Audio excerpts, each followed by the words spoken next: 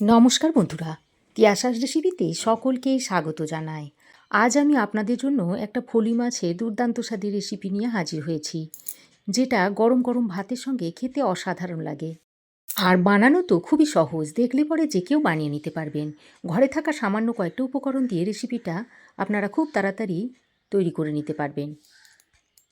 রেসিপিটা তৈরি করার জন্য এখানে আমি ফলুই মাছ নিয়েছি। এবার এই ফলুই মাছের মধ্যে নুন, হলুদ আর লঙ্কার গুঁড়ো দিয়ে দিচ্ছি। তো মাছের গায়ে নুন, হলুদ আর লঙ্কাটাকে খুব ভালো করে মিশিয়ে নিতে হবে। ফলুই মাছটাকে আমি খুব ভালো করে ম্যারিনেট করে নিয়েছি।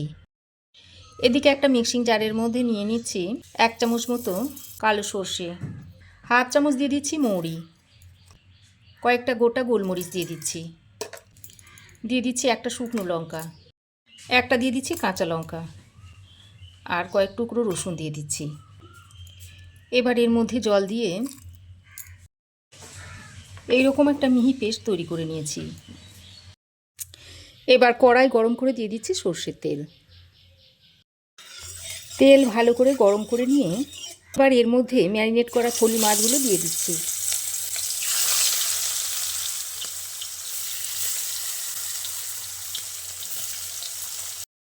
মাছের এক সাইড ভালো করে ভাজা হয়ে গেলে এইভাবে উল্টে দিতে হবে।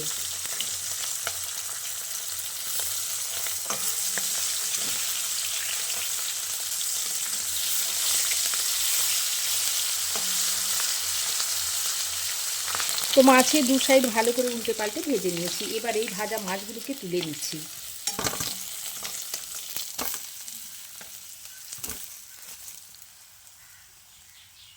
মাছ ভেজে তুলে নেওয়ার পর ওই তেলের মধ্যে দিয়ে দিচ্ছি হাফ চামচ মতো কালো জিরে।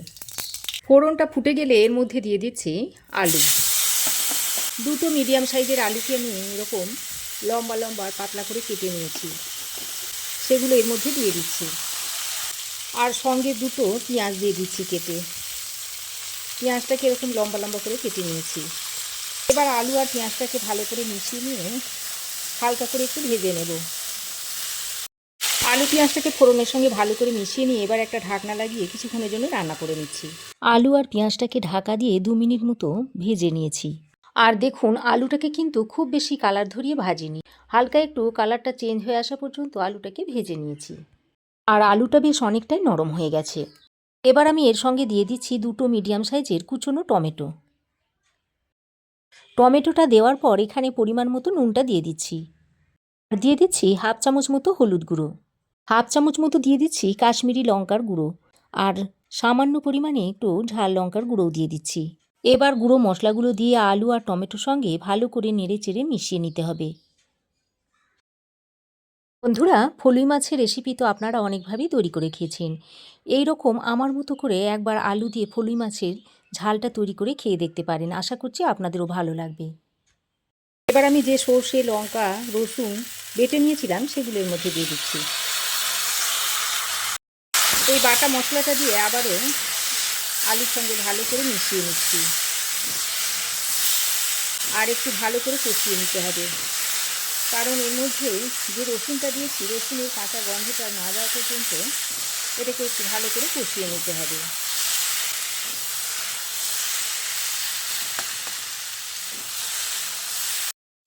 বাটা মশলাটা দিয়ে 2-3 মিনিট মতো ভালো করে কষিয়ে নিয়েছি।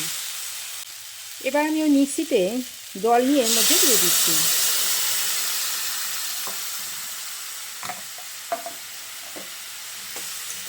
জলটা দিয়ে আলুর সঙ্গে ভালো করে মিশিয়ে নিচ্ছি, তবে খুব বেশি পরিমাণে জল আমি দিচ্ছি না।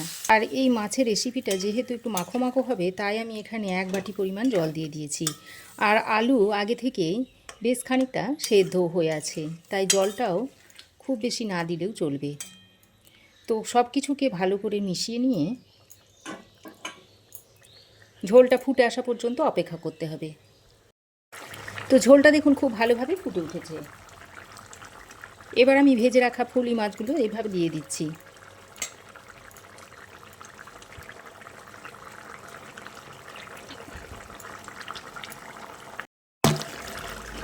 তো ভাজা মাছগুলো দিয়ে একবার এইভাবে নাড়াচাড়া করে দিচ্ছি।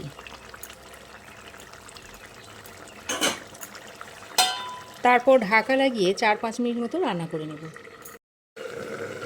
তো 4-5 মিনিট পর ঢাকাটা আমি সরিয়ে নিয়েছি। আর দেখুন আলু ভালোভাবে সেদ্ধ হয়ে গেছে। এবার আমি সব শেষে কিছুটা ফ্রেশ ধনেপাতা দিয়ে দিচ্ছি। এখন তো শীতকাল রয়েছে, এই সময় প্রচুর ধনেপাতা পাওয়া যাচ্ছে, তাই আমি ধনেপাতাটা দিয়ে দিচ্ছি। তবে গরমের সময় ধনেপাতাটা কম পাওয়া যায়, সেই সময় আপনারা ধনেপাতাটা নাও দিতে পারেন।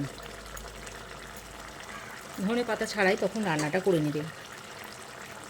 তো ধনেপাতাটা দিয়ে আরও 2 মিনিট ভালো করে ফুটিয়ে নামিয়ে নেব। আরও 2 মিনিট আমি ভালো করে ফুটিয়ে নিয়েছি। এবার রেসিপিটা একদম সার্ভ করার জন্য রেডি হয়ে গেছে। এবার এটা আপনারা গরম ধোঁয়া ওঠা ভাতের সঙ্গে খেতে পারবেন, আর খেতে অত্যন্ত টেস্টি হয়। তো ফলি মাছের রেসিপিটা আমি এখন একটা পাত্রে সার্ভ করে দিচ্ছি। তো আমার এই আজকের আলু দিয়ে ফলি মাছের রেসিপি আপনাদের কেমন লাগলো অবশ্যই একটা কমেন্ট করে জানাবেন। ভালো লাগলে একটা লাইক ও শেয়ার করবেন। পাশে থাকা বেল আইকনটা অবশ্যই প্রেস করে দিবেন। আর আমার চ্যানেলে যদি নতুন হয়ে থাকেন তো প্লিজ চ্যানেলটাকে সাবস্ক্রাইব করার অনুরোধ রইল। আজ এ পর্যন্তই। আবার দেখা হবে নতুন কোনো রেসিপি নিয়ে নেক্সট এপিসোডে। সে পর্যন্ত ভালো থাকবেন, সুস্থ থাকবেন। ধন্যবাদ।